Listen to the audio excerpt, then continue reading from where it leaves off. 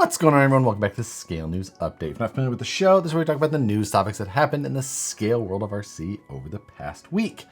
If you enjoy the Scale News Update regularly, hit the like button.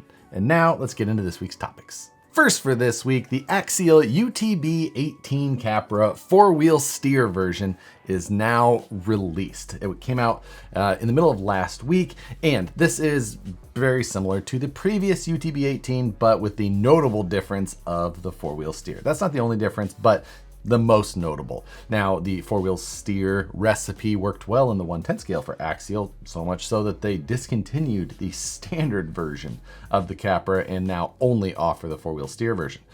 Whether that will be the fate for the UTB18 or not, it's hard to say. Now, this came out at $280, or somewhere at $289, somewhere in there. It's about $30 more than the regular UTB18, which again, 18, but not really 18, more like a 12th scale or 14, somewhere in there. Either way, it's an oddball as far as that goes, but it's a 9-inch wheelbase, which sits it in that kind of mini crawler range that we used to see, like with the low CMRCs and some of the others that kind of followed suit.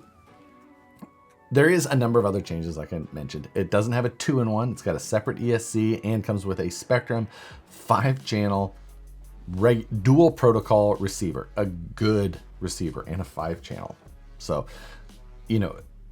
Horizon used to do that. They used to put Spectrum compatible receivers into their vehicles so people who had already bought a radio could bind it to that radio, and they got good value for that product that was integrated into their RTRs. And then they kind of got away with that, or away from that. They went to these SLT protocols, which weren't that useful. If you had a nice radio, you couldn't use it at all. So now, even though this truck comes with an SLT radio, the receiver is dual protocol. So it can run that SLT or the nicer DSM XR, whatever version that they're on. So good value, a nice change. Who knows what the real motive was for that change, but either way, I think that anybody who is into the Spectrum radios already should be happy to see that. And again, we just saw it on the base camp that they released here with that same change. So let's go. Let's hope that that is the path that they're going to be taking for, the foreseeable future.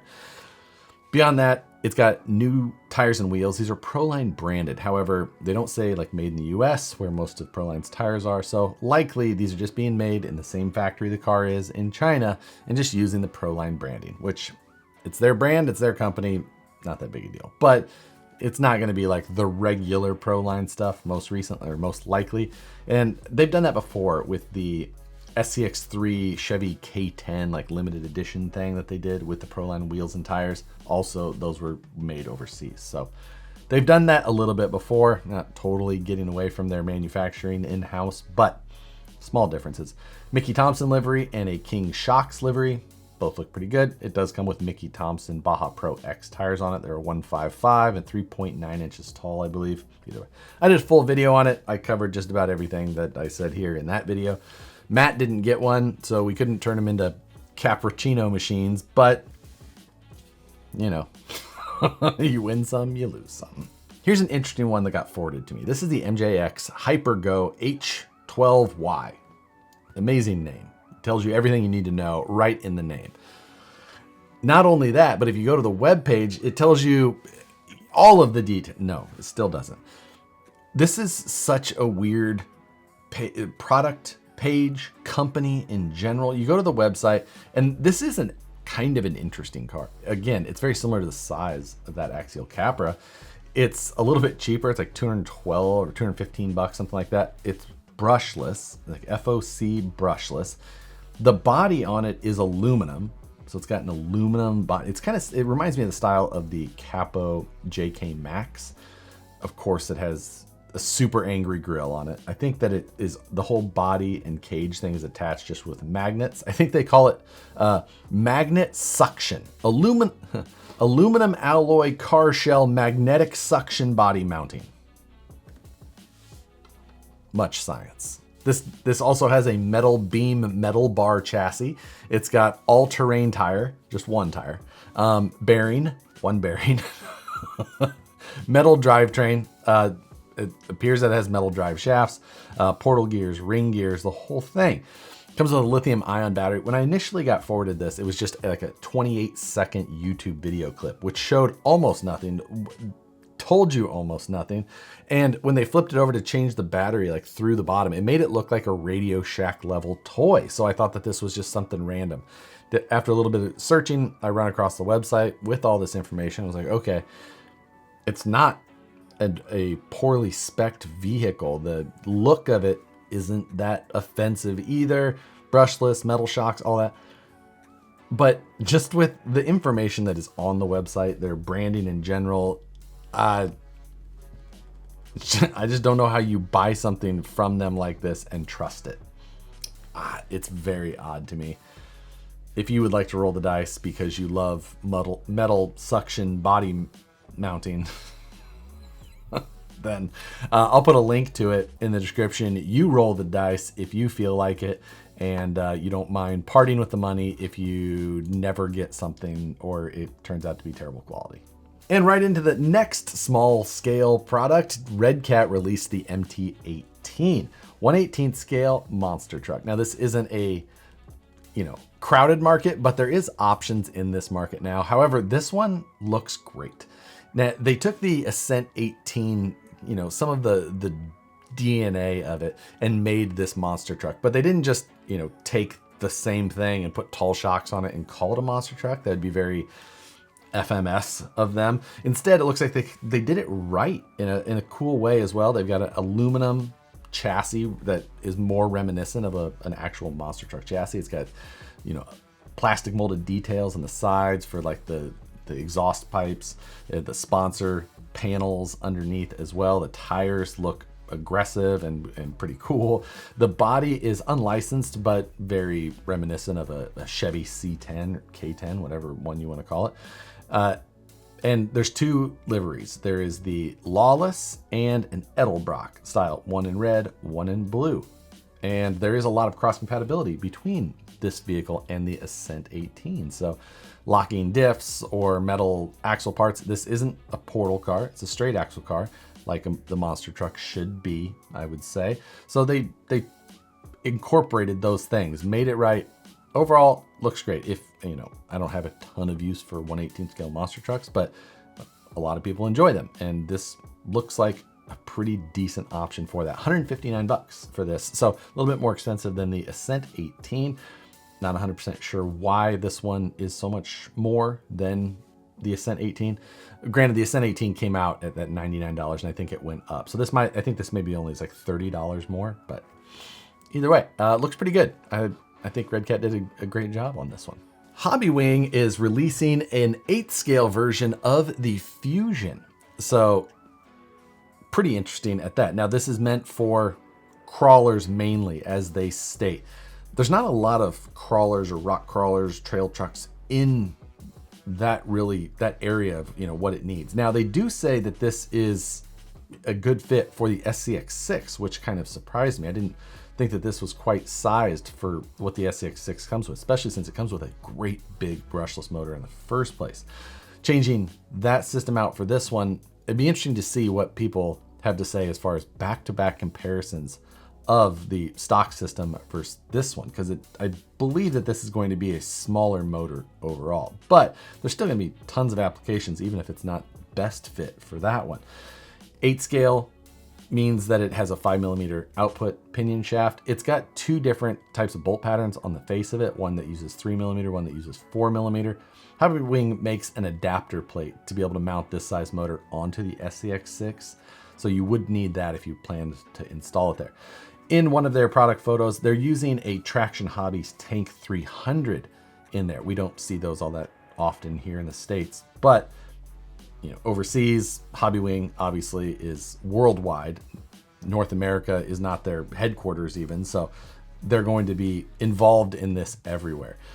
There's a number of other, large scale, but not huge. I'm not 100% sure where the development for this was, aimed. Maybe we will see it come in an OEM vehicle.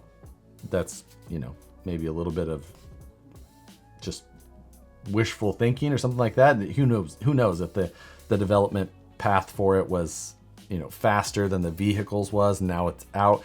We did see Hobbywing come out with a separate ESC motor combo to kind of fit this size range before. So we obviously know that Hobbywing works with a number of manufacturers to OEM their equipment.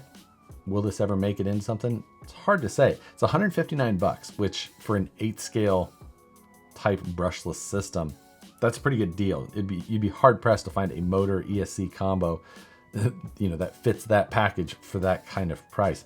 13 amp BEC in this. You're running big trucks, you're going to run big servos. So it's, cool to see that they upped that side of things as well. FOC, it's basically just like the Fusion Pro. All of the programmability, all of that is carried over. So if you have one of the programmer cards, all of the settings are exactly the same. It does have an auxiliary output to it as well, though, so you can adjust drag brake on the fly.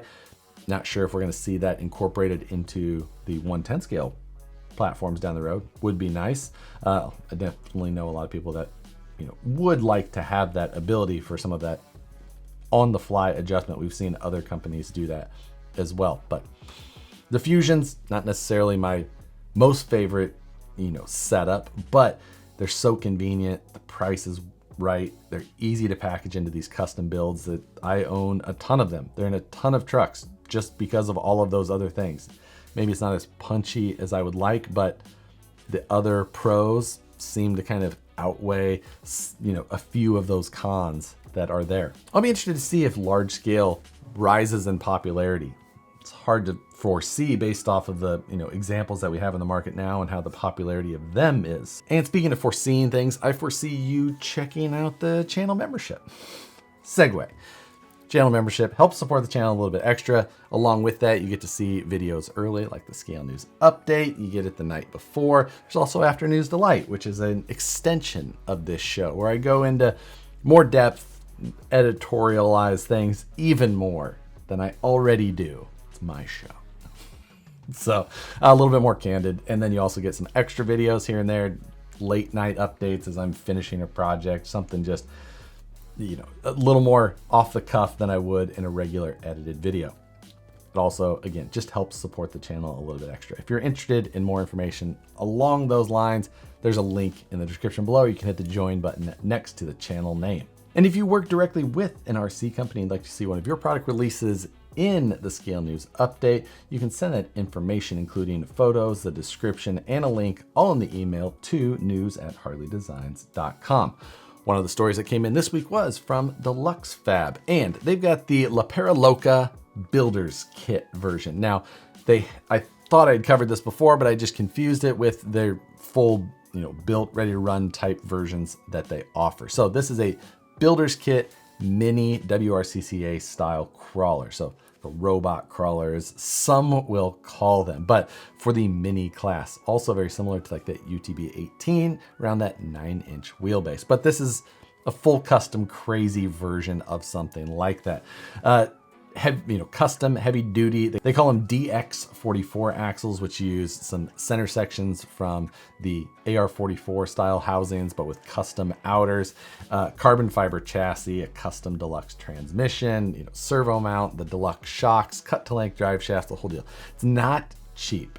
$999 for this unassembled builder's kit that you will still have to provide some parts for yourself to get this finished. Another one that came in through the email was the JC Auto Designs H10 rear fender options. Now, I've seen a couple of rear fender options done before, but this is one of the cleaner ones that I've seen yet. This is a 3D printable file that you can buy from JC Auto Designs and 3D print it yourself at home, be able to bolt it right onto your H10 Optic to continue the fenders towards the rear of the cage. Looks good, simple option. Again, if you have a printer at home, this is just a quick option that you don't have to do all the measuring and designing yourself. But if you don't have a printer at home, it looks like he's also offering them printed, and you can have them shipped to you in a number of different materials. So whatever setup you've got, if you're interested in one versus the other, check out JC Auto Designs, see if one of those seems to be right for you. And thanks to Holmes Hobbies for sponsoring this month of the Scale News Update. It'd be hard not to know Holmes Hobbies already. They've been in the industry a really long time. Custom motors, their own ESCs. They recently released the Crawlmaster HV, which is an AM32 loaded, piece of hardware that is just overbuilt compared to a lot of the other options available now. Holmes also has a Crawlmaster V3, which is a similar type hardware, but just not quite spec'd as high as that new HV version. He's also going to be coming out shortly with a new 10-pole Crawlmaster motor, which is an in-runner, but a stubby, so it'll fit into something like a VFD stubby transmission.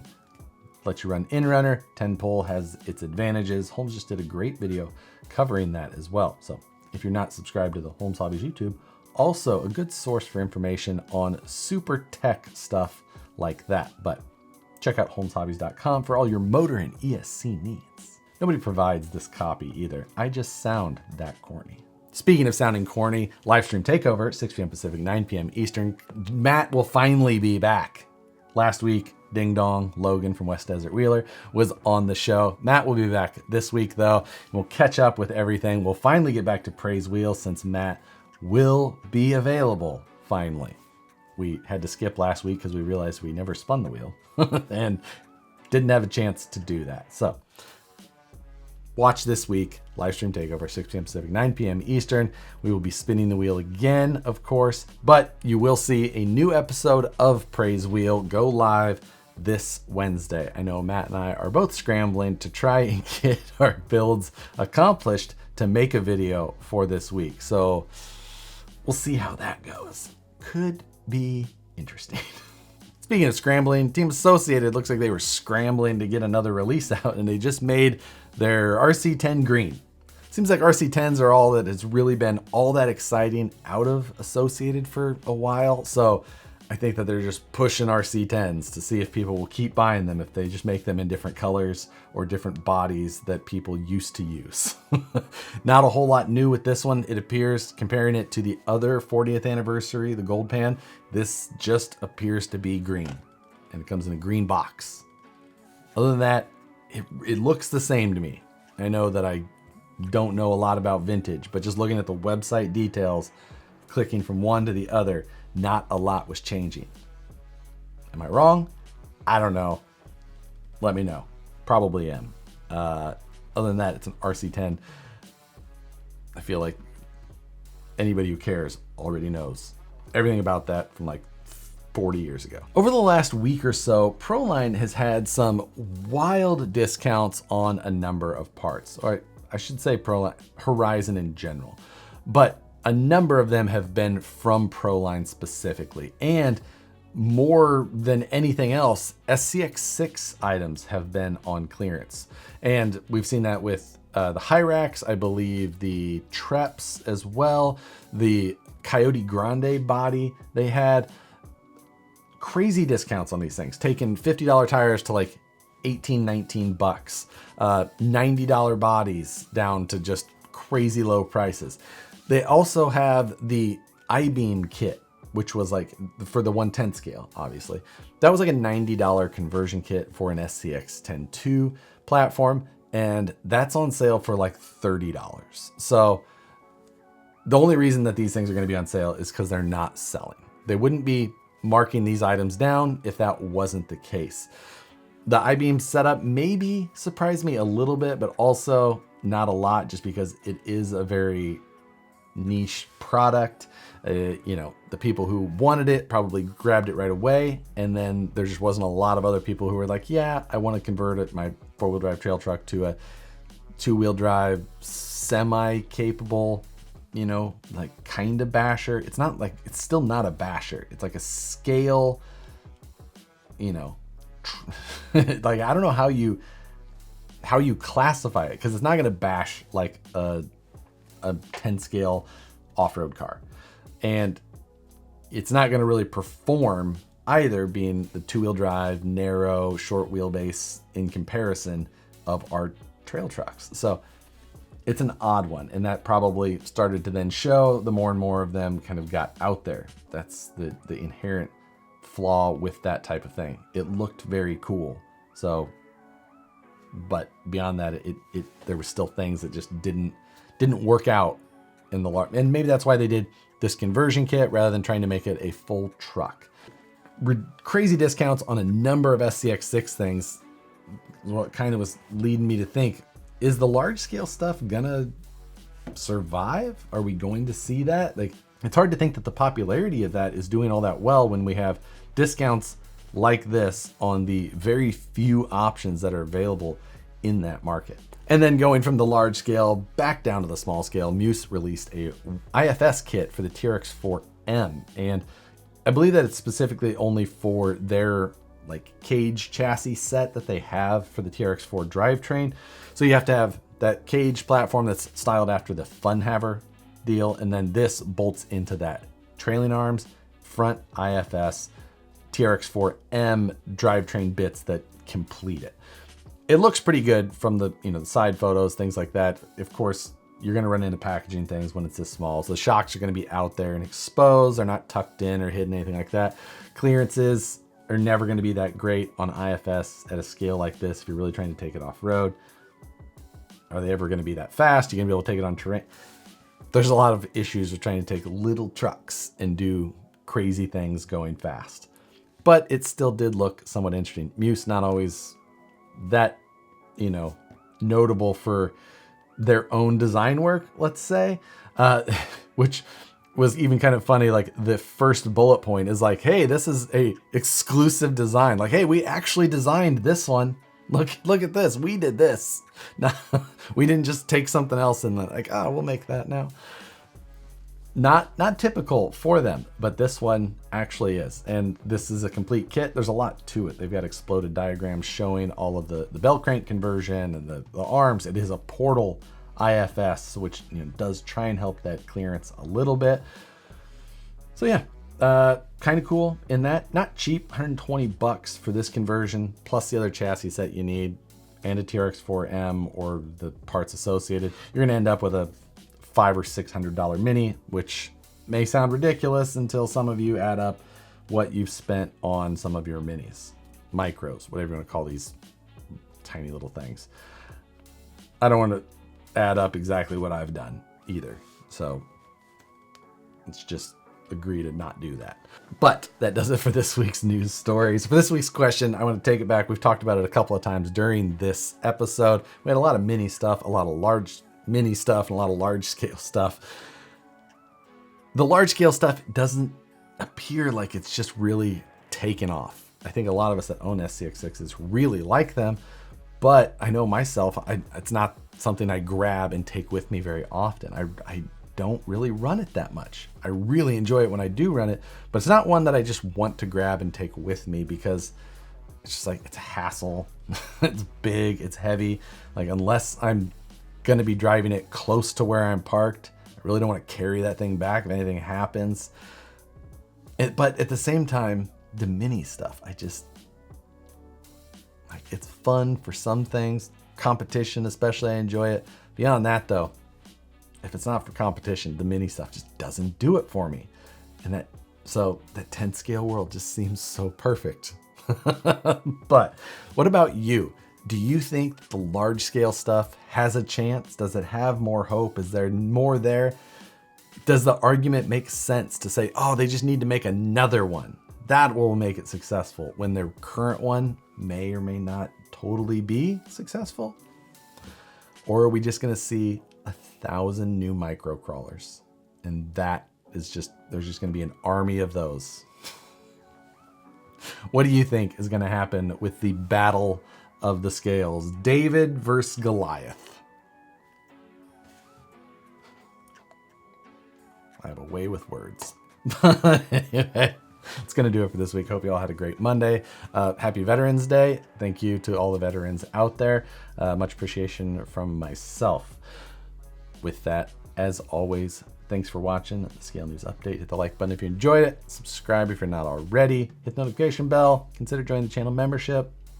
All the things.